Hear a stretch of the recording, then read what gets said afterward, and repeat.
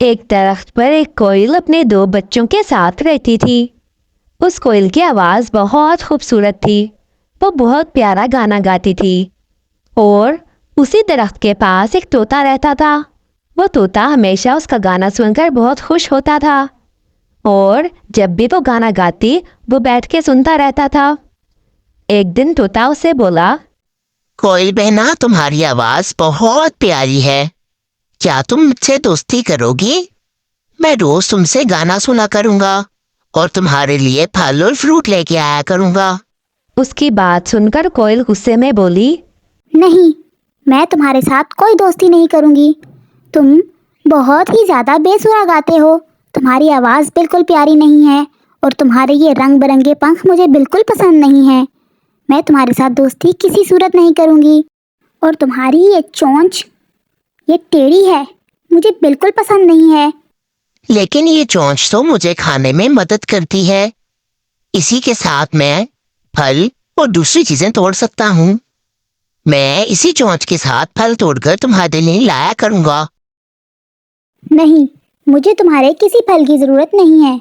तुम बहुत बदसूरत हो और बदसूरत गाते हो। मुझे बिल्कुल तुम पसंद नहीं हो। कोयल गुस्से में कहकर वहां से उड़कर चले गई और अपने बच्चों के लिए खाना लेने गई।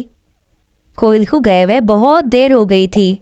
उसके बच्चे अकेले उसका इंतजार कर रहे थे और बहुत भूखे थे।